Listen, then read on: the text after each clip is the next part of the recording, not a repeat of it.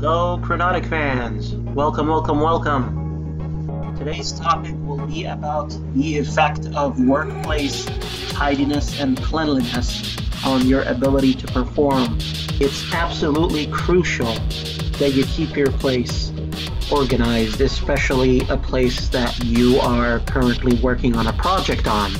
The reason is because there are a lot of deep psychological effects that you would experience looking around you while you're working on something. And depending on how, I would say, positive or uplifting the location is to look at, you might be able to perform well or underperform on your personal projects. Now, as of this recording, I did not yet organize my workspace for this podcast or any other project that I work on. So unfortunately, there are lots of signs that I'm still basically being held back by my own, I would say, bad habits. And that's basically the gist of it. Is one of the biggest reasons why a workplace is not that appealing for you is because of personal or previous bad habits that you carried into there. Visualize with me, for example, a college bachelor, a person who did not exactly need to keep up workplace standards or study place or wherever really that they're supposed to be going back to after they finish their day at college. Now, we always talk about bachelor mentality or bachelorette. It goes both ways, simply because it's a common thing for college bachelors to not be held to a particular standard. Now, I'm not saying that everybody at college is this way. I'm just saying it's a common mentality. It's a common expectation, actually, pun not intended here, that college bachelors are not expected to conduct themselves or to organize their locations accordingly in order to perform better or worse. Most of the time, I feel that a lot of their performance depends on what they came into college with. But it is important to note that once you get a hold of your life, it really does show at your workplace or at your study space. So when you talk about, or when someone talks about people who have everything together in their lives, one usual expectation that comes from that, just like the college bachelor one, is that their workspace, their rooms, all the places that they are responsible for, whether they're paying rent for, whether they're working in, reflect that kind of mentality. So in the end, it really is a reflection of basically what you came into with that place. Now, some people, of course, may suffer something or may undergo that kind of transformation. For example, there is a subconscious feeling, I would say, associated with shaving your head off, for example, as a sign of transformation or as a sign of marking a phase in your life that's ending and starting a new phase. And usually it's associated with lifting a burden off or trying to basically clean up your act. There's so many, I would say, there's so many like analogies or metaphors for it. But in the end, cutting your hair, taking care of your outer appearance is a starting point for that. And then beyond that is also taking care of your immediate vicinity. And that includes your workspace or your study space, wherever you're really staying in order to perform on something that you consider to be very important. So that kind of, I would say, expectation usually is something that someone could set for themselves related to a certain event in their life. However, the other way that this kind of expectation could be set is also through peer pressure, basically having someone to push you around to get your act together, whether it's starting a relationship, getting a new job, All of these things add pressure onto you to get your act together and organize your workspace. And they go hand in hand. Being able to perform and having a clean and tidy workspace are very, I would say, connected to each other. The two main reasons that a person could undergo a transformation that improves their workspace or forces them to improve their workspace and organize it themselves is either through some sort of event or life-changing phenomenon basically in their life that reflects their desire to change, or B, being able to basically change their workspace or change themselves and their workspace in order to keep up with expectations and pressure imposed on them by someone else or some other entity, such as getting a new job or entering a relationship, or basically people coming over. That's another example of that, of external pressure. Let's say, for example, you're about to, let's say your in-laws are coming. It depends. If you're early on, like the expectation changes, I would say, proportionally with the amount of time that you've spent with the other person. Early on, you want to leave a good impression, so obviously you're going to do whatever you can to give that impression. It's the same, of course, with the actual relationship itself. A lot of people talk about faking it till they make it, or fake it till you make it. Now, I'm not a big fan of that. I'd rather people were honest all the time with their, I would say, immediate or natural behavior or surroundings.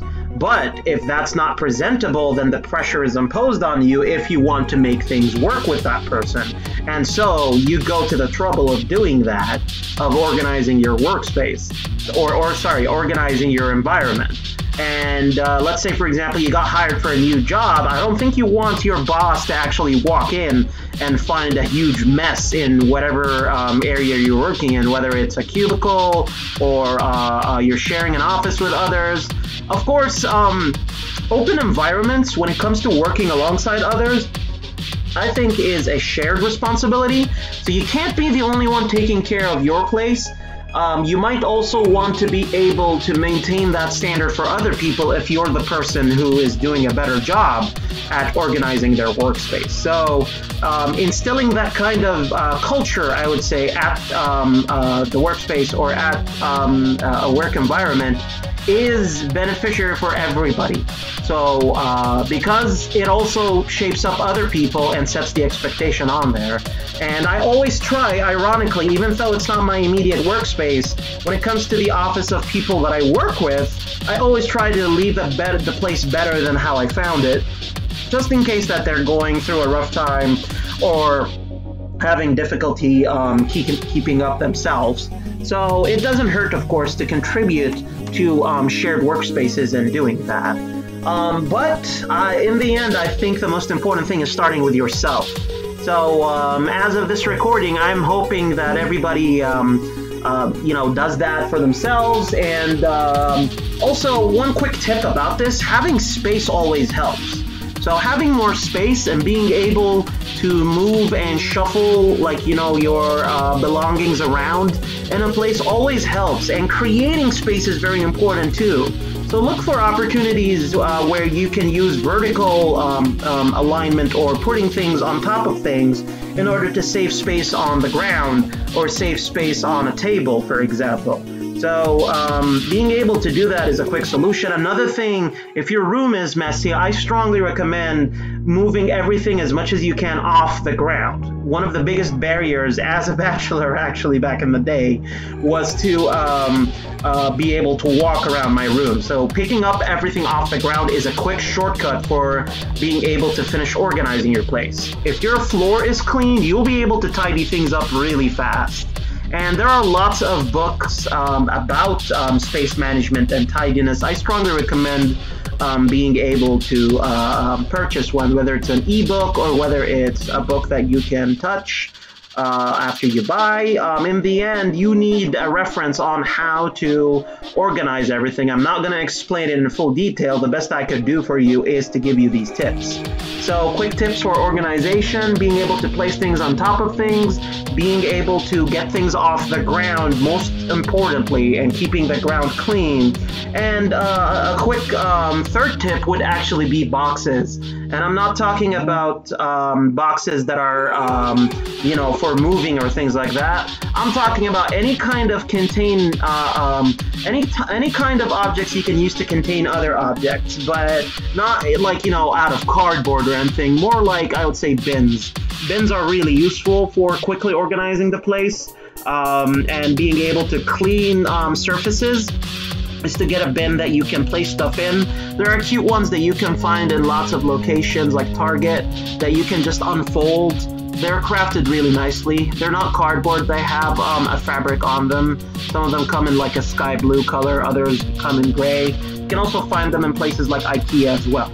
Bins are a quick way to get things off the ground, get things off of surfaces, collect them together, and just move them away temporarily before you reorganize. Now, I'm not saying these bins are presentable, so by no means am I saying you leave everything in them. I'm just talking about that intermission in the middle where you're trying to get things off the ground and trying to get things together. One thing that I would recommend is collecting them in these nice organized bins and then redistributing them in a more organized fashion.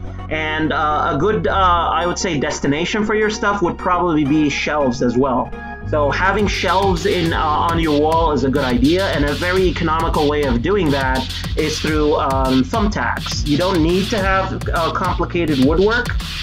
You can get thumbtacks, and you can get a lot of file collectors to put on the wall with them. You can get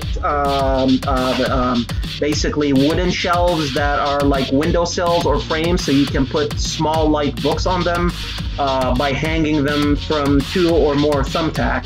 And if you have coat hangers on the office, you can dual use them as also something that you can put that kind of ornament or that kind of bookshelf on top of, if you're worried about the thumbtack not being able to carry the weight. I strongly recommend not putting heavy things on any shelves that you put on the wall. That way they don't collapse, especially if you don't have nails and woodwork involved. So if you're using a light solution like I am, I strongly recommend using that kind of thing for papers or for small light books if you're decorating the place, which I will be doing soon. Right now I'm trying to organize everything to start my own consultancy related to topics like this, and one of the things that I'll be doing is I will be following all these things that I explained in order to actually organize the place and make it more presentable for future clients. So yeah, to wrap things up, definitely keep your workspace tidy. It will improve your ability to perform, and it also gives off the impression that you have everything together when you are organized. And especially when you're depressed, if you have any psychological barriers preventing you from working, a nice clean workspace actually is very appealing to look at for someone that is about to start work on something or that needs to work on something.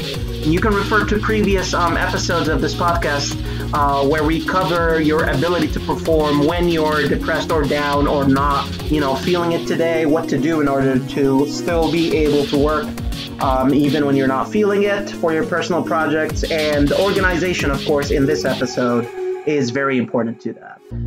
That's it for today. Please like, subscribe, and comment if you liked the advice and information that you're getting from this series.